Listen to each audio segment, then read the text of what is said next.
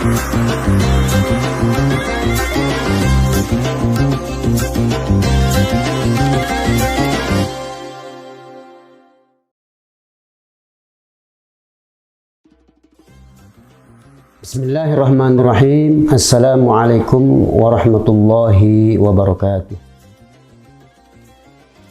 Bismillah walhamdulillah. Wassalatu wassalamu ala rasulillah. Sayyidina wa maulana Muhammad ibn Abdillah.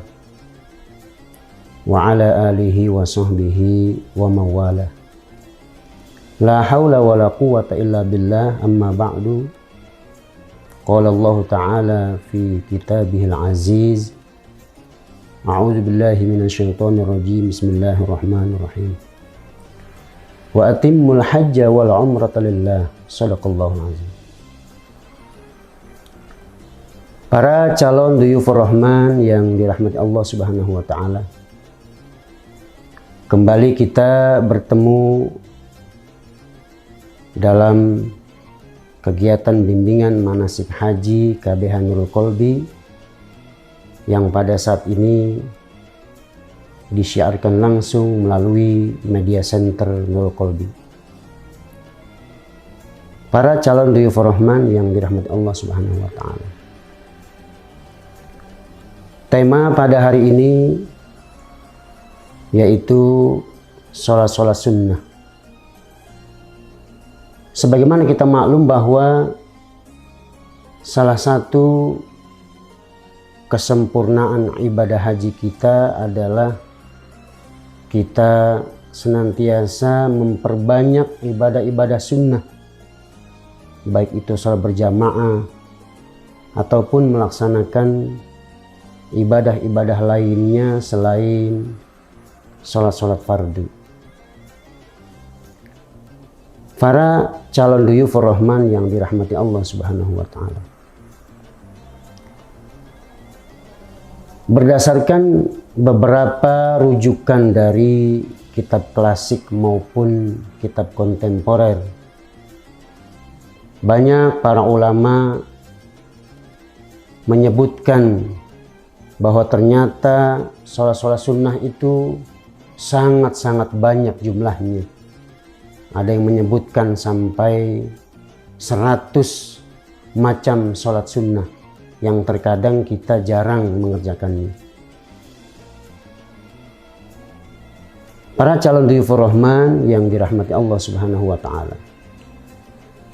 Pada pertemuan kali ini Al-Fakir akan menyampaikan sholat-sholat sunnah yang biasa, yang rutin kita kerjakan, dan ini memiliki fadilah-fadilah yang begitu besar. Salah satu di antaranya ibadah sholat sunnah yang harus kita biasakan selama kita berada di tanah haram, haram Makki dan haram Madani. Salah satunya adalah sholat sunnah rawatib. Sholat sunnah rawatib ini artinya sholat sunnah yang mengikuti sholat-sholat fardu yang 5 waktu. Baik yang kita kerjakan sebelum sholat 5 waktu maupun setelahnya. Yang kita kenal dengan qobliyah dan ba'diyah. Di dalam sholat sunnah rawatib ini ada 2 macam, dan termasuk hukumnya berarti sunnah. Tetapi sunnahnya di sini dibagi 2. Ada sunnah muakkadah dan ada sunnah rawatib yang kedua, yaitu sunnah ghairu muakkadah. Yang termasuk sunnah muakkadah artinya sunnah yang sangat dianjurkan untuk dikerjakan. Dan Rasulullah Shallallahu Alaihi Wasallam senantiasa mengerjakan sholat sunnah muakkadah ini. Sampai-sampai kalaupun beliau tertinggal, apa karena tertidur atau karena kesibukan atau lelah, sampai beliau mengkodok sholat sunnah rawatibnya. Demikian dijelaskan di beberapa riwayat. Yang kedua, ada sholat sunnah ghairu muakkadah. Artinya sholat sunnah ini tidak ditekankan untuk dikerjakannya. Oleh karenanya, para calon dhuyufur rahman, ini kesempatan emas. Kesempatan yang sangat baik kalau kita tinggalkan, apalagi kita mengerjakan sholat sunnah di Masjid Haram, di Masjid Nabawi, itu pahalanya berlipat-lipat ganda. Yang sunnah muakkadah di dalam mazhab Syafi'i ada 10. 2 rakaat sebelum subuh, 2 rakaat sebelum zuhur, 2 rakaat setelah zuhur, selanjutnya 2 rakaat setelah maghrib, dan terakhir 2 rakaat setelah isya. Ini semuanya berdasarkan hadis-hadis dari Rasulullah Shallallahu Alaihi Wasallam yang begitu banyak riwayatnya mengenai jumlah rakaat sholat sunnah rawatib yang termasuk kelompok muakkadah. Satu saja di dalam satu buah hadis yang diriwayatkan oleh Al-Imam Bukhari dan Muslim dari sahabat Abdullah bin Umar. Beliau berkata, hafiztu an Rasulillah sallallahu alaihi wasallam rak'atain qabla zuhri.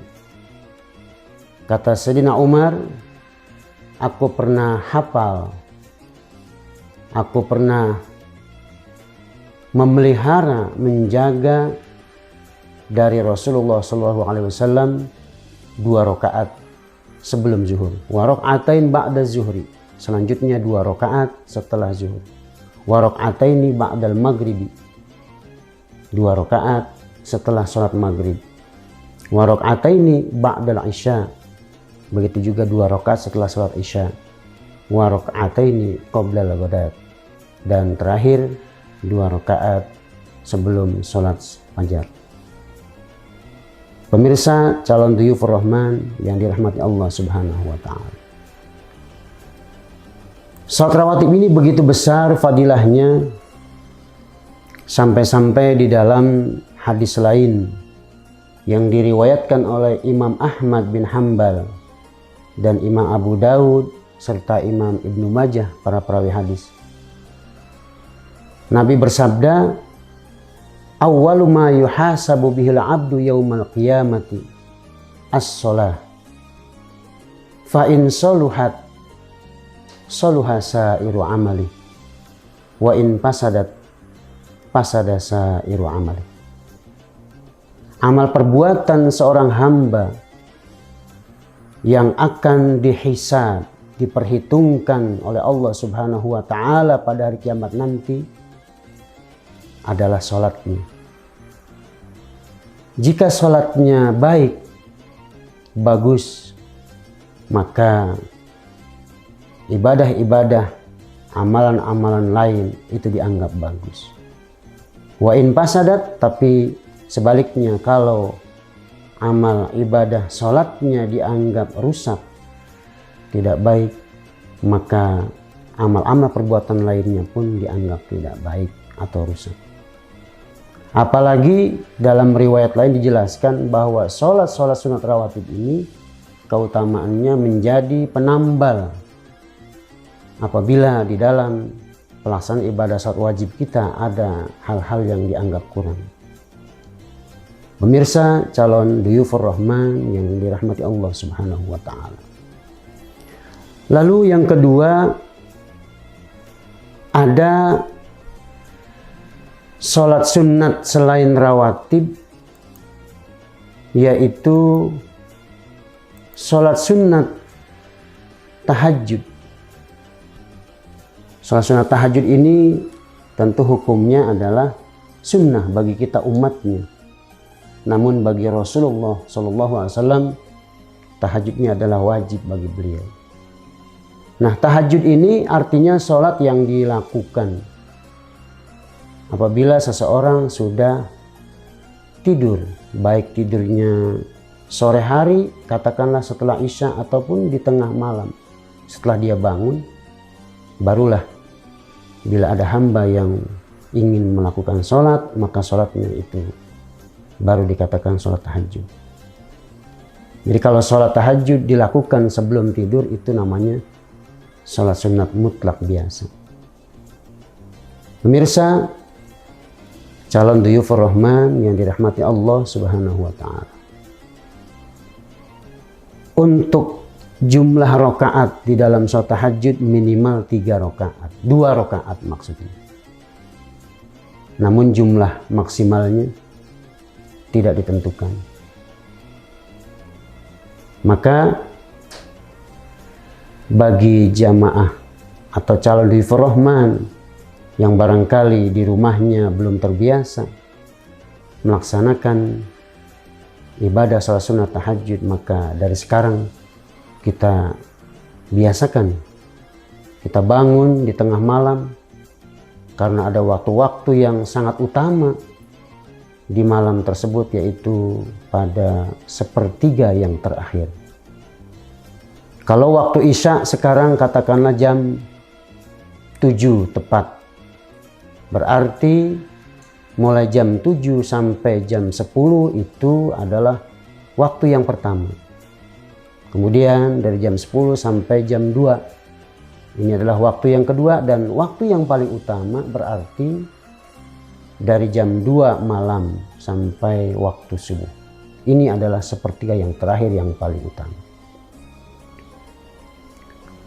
Di dalam satu buah hadis Rasulullah Shallallahu Alaihi Wasallam, ini sebagai motivasi buat kita untuk terus-menerus melaksanakan sholat tahajud walaupun hanya 2 rakaat.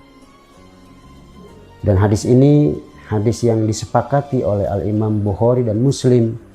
Hadisnya muttafaqun alaih. Nabi besar bersabda, "Yanzilu Rabbuna ila sama'id dunya hina yabqa sulusul lailil akhir."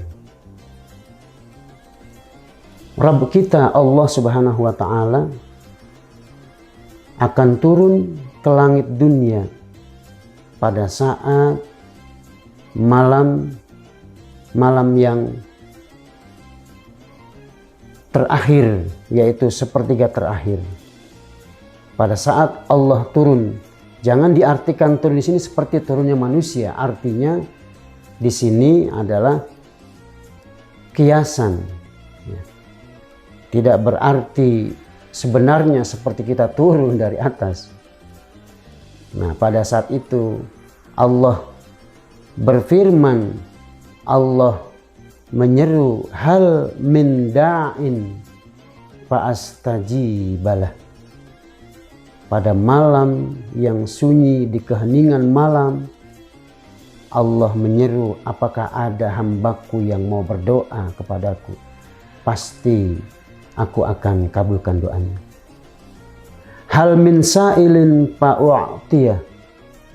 Adakah hambaku yang mau meminta apa saja keperluannya, apa saja kebutuhannya, baik kebutuhan untuk akhiratnya maupun dunianya. Kata Allah, fa'u'tiyah, pasti aku akan berikan hambaku yang meminta pada saat itu. Selanjutnya Allah Subhanahu wa Ta'ala memanggil, bertanya, hal min mustaghfirin fa'aghfirullah. Adakah hambaku yang mau minta ampun di keheningan malam tersebut? Pasti aku akan ampuni orang tersebut.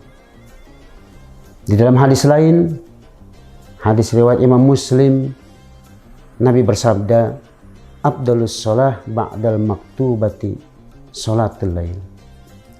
Salat yang paling utama setelah ibadah salat wajib itu adalah salat di waktu malam, yaitu salat tahajud. Pemirsa yang dirahmati Allah Subhanahu wa Ta'ala, masih banyak keutamaan-keutamaan mengenai salat tahajud. Namun Al-Fakir akan sampaikan pada pertemuan-pertemuan berikutnya, insya Allah. Lalu yang ketiga, di antara sholat sunnah yang hendaknya para calon Dhifur Rahman membiasakannya di waktu pagi, yaitu sholat duha. Karena banyak di antara calon jamaah Dhifur Rahman, pada saat pagi mereka lebih sibuk untuk berjalan-jalan, shopping dan sebagainya. Tetapi mereka melupakan sholat yang sangat utama, yaitu sholat duha. Pemirsa calon Dhifur Rahman yang dirahmati Allah Subhanahu wa Ta'ala, sholat duha ini adalah sholat yang sangat utama. Jumlah rakaatnya minimal 2 rakaat, dan bila kita ingin lebih banyak lagi bisa dilakukan sebanyak 8 rakaat. Fadilah sholat duha, pemirsa Dhifur Rahman yang dirahmati Allah Subhanahu wa Ta'ala. Dalam sebuah hadis dijelaskan, yusbihu ala kulli sulama min ahadikum shadaqah. Setiap persendian dari salah seorang di antara kita itu ada sedekahnya. Kita maklum bahwa persendian di dalam tubuh manusia jumlahnya ada 360 persendian. Setiap sendi itu ada sedekahnya. Wa kullu tasbihatin sedekah. Setiap tasbih yang diucapkan oleh seorang hamba itu bernilai sedekah. Wa kullu tahmidatin sedekah. Demikian pula setiap ucapan hamdalah yang diucapkan seorang hamba itu bernilai sedekah. Wa kullu tahlilin sedekah. Setiap ucapan la ilaha illallah yang diucapkan seorang hamba itu juga bernilai sedekah. Wa kullu takbiratin sedekah. Setiap ucapan pengagungan hamba kepada Allah dengan mengucapkan Allahu Akbar itu juga bernilai sedekah. Wa amrun bil ma'ruf sedekah. Wa nahyun 'anil munkar sedekah. Demikian pula seseorang yang menyuruh kepada saudaranya untuk melaksanakan yang baik-baik, yang ma'ruf, mencegah yang munkar, itu juga bernilai sedekah. Wa yujzi'u min zalika rak'atani yarka'uhuma min ad-duha. Namun Rasulullah SAW menutup hadisnya,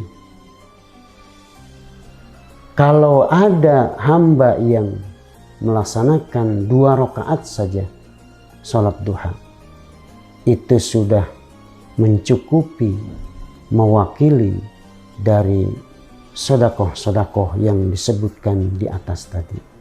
Jadi hanya dengan melaksanakan sholat duha 2 rakaat berarti kita sudah melakukan berbagai macam sedekah yang begitu banyak, sampai-sampai disebutkan di awal hadis tadi sejumlah 360 persendian. Semua ada sedekahnya. Pemirsa yang dirahmati Allah Subhanahu wa Ta'ala, bahkan kalau ada hamba yang ingin memperbanyak sholat duha melebihi 8 rakaat, dipersilahkan sampai jumlahnya 12 rakaat. Karena Nabi kita Muhammad SAW menjelaskan, man sholat duha isnatai asyarata rak'atan banallahu lahu qasran fil jannah. Rawahu Tirmidzi. Siapa saja di antara hambaku yang melaksanakan sholat duha sebanyak 12 rakaat, maka ganjarannya Allah Subhanahu wa Ta'ala akan membangunkan, memberikan sebuah bangunan di surga nanti berupa istana di surga. Subhanallah, begitu besar pahala yang Allah berikan kepada hambanya yang melaksanakan sholat duha walaupun hanya 2 rakaat, apalagi sampai sempurna 12 rakaat. Pemirsa yang dirahmati Allah Subhanahu wa Ta'ala, selanjutnya Di antara sholat-sholat sunnah yang berikutnya yaitu sholat hajat.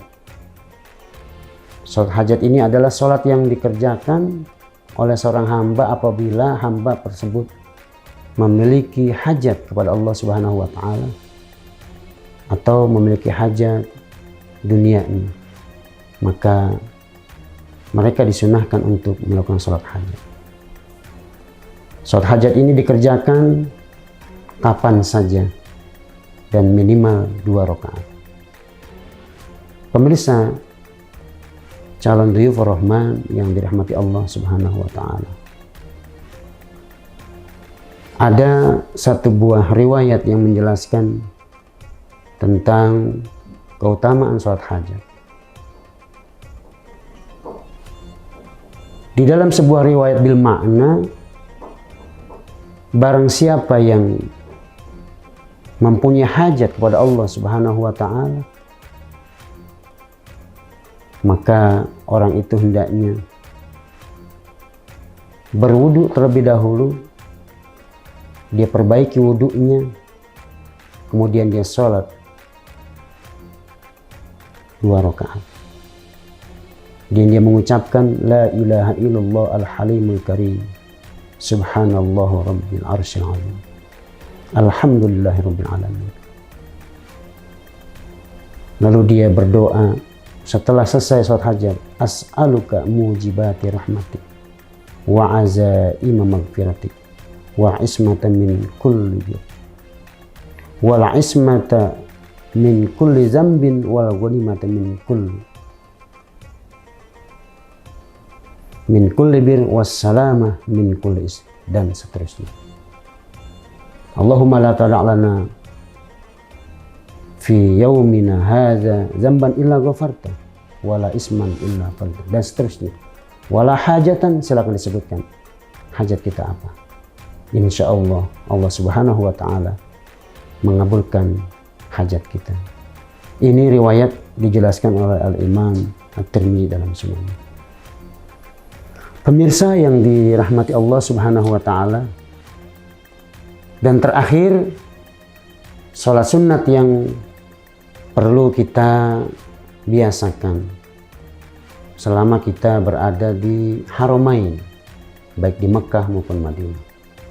Dan terlebih khusus lagi karena calon dhuyufur rahman, calon tamu-tamu Allah jamaah haji Indonesia, pada saat mereka diberangkatkan ke tanah suci, ada yang gelombang 1, ada yang gelombang 2. Kalau mereka diberangkatkan di gelombang 1, mereka pastinya akan berangkat ke Madinah terlebih dahulu.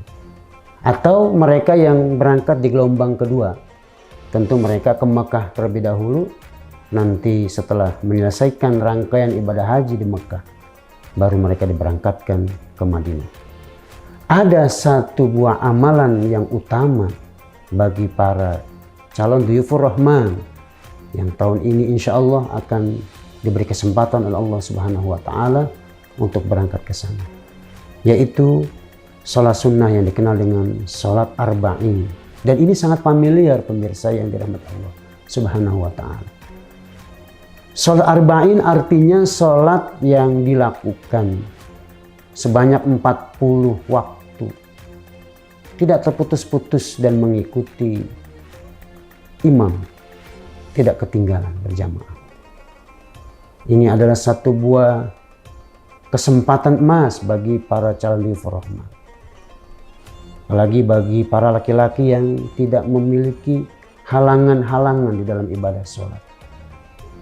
Namun bagi para wanita, ibu-ibu calon dhuyufur rahman yang dirahmati Allah Subhanahu wa Ta'ala, tidak usah khawatir kalaupun nanti ada hal-hal yang menghalangi mereka untuk menyempurnakan ibadah sholat arba'in. Pemirsa calon dhuyufur rahman yang dirahmati Allah Subhanahu wa Ta'ala, sholat arba'in ini berarti membutuhkan waktu 8 hari 8 malam kita berada di kota Madinah. Karena Satu hari itu kita harus melaksanakan 5 waktu. Berarti kalau 40 waktu yang harus kita laksanakan di Masjid Nabawi yang pahalanya begitu besar berjamaah di sana. Tidak putus-putus selama 40 waktu. Tidak pernah ada halangan. Ini berarti jaminannya, kata Nabi di dalam satu buah hadis, man shalla fi masjidi hadza arba'ina sholatan. Barang siapa di antara hambaku yang melaksanakan sholat 40 waktu di masjidku ini, maksudnya adalah di Masjid Nabawi, tempat di mana di sana ada sosok tubuh yang mulia, yaitu makam Rasulullah Sallallahu Alaihi Wasallam. Allahumma shalli alaihi. Kata Nabi, la yafutuhu sholatun, tidak pernah luput satu waktu pun sholat 5 waktunya di Masjid Nabawi. Itu jaminannya, kutibat lahu baro'atun minan nifaq, baro'atun minan nar. Jaminannya akan dicatatkan, dituliskan oleh Allah Subhanahu wa taala bagi orang tersebut akan bebas dari api neraka. Lalu jaminan yang kedua, wa najatin minal azab, akan diselamatkan orang tersebut dari siksanya Allah Subhanahu wa taala. Dan terakhir, wa bari'a minan nifaq, orang tersebut akan mendapat jaminan akan bebas dari sifat kemunafikan. Ini adalah satu buah motivasi yang sangat berharga buat para calon dhuyufur rahman. Kalau kesempatan ini kita sia-siakan, berarti kita tidak mendapatkan fadilah yang dijelaskan oleh Rasulullah SAW.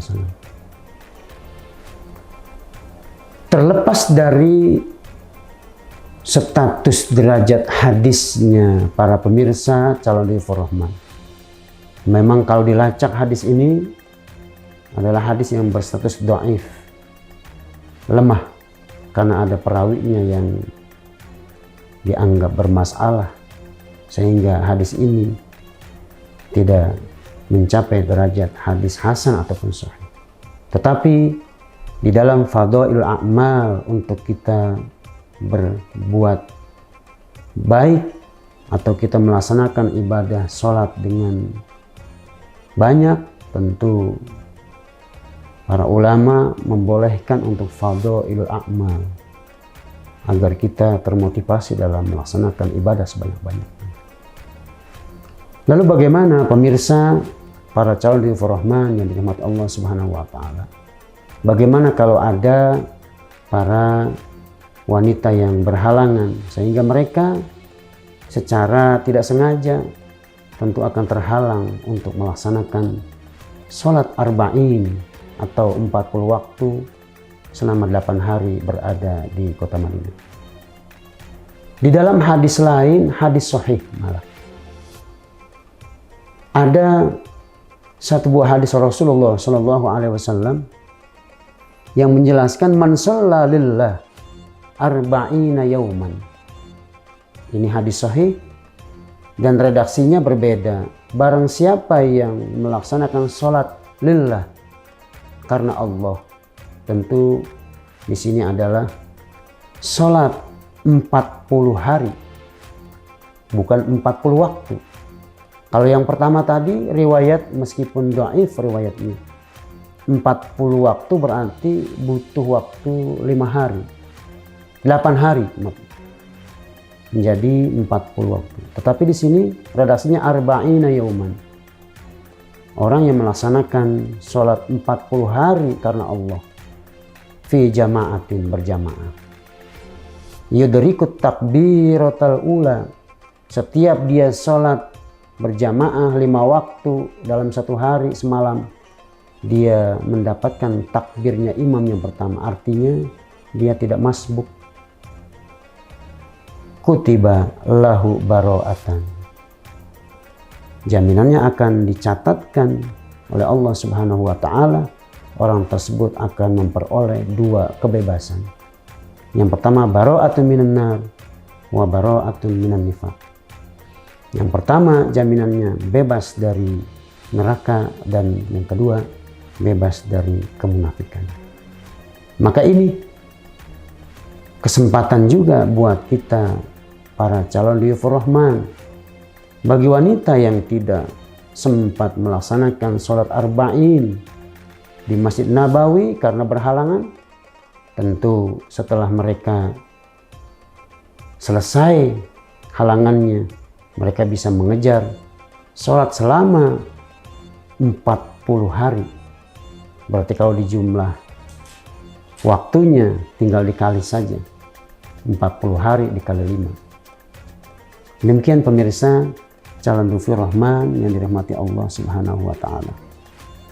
Barangkali ini saja yang Al-Fakir bisa sampaikan pada pertemuan kali ini mengenai sunnah-sunnah sholat yang seyogianya kita biasakan selama kita berada di Mekah atau kita berada di kota Madinah. Bahkan dari sekarang, pemirsa yang dirahmati Allah Subhanahu wa Ta'ala, kita biasakan salat ini karena begitu besar fadilahnya. Kurang lebihnya mohon maaf. Billahi taufiq wal hidayah. Assalamualaikum warahmatullahi wabarakatuh.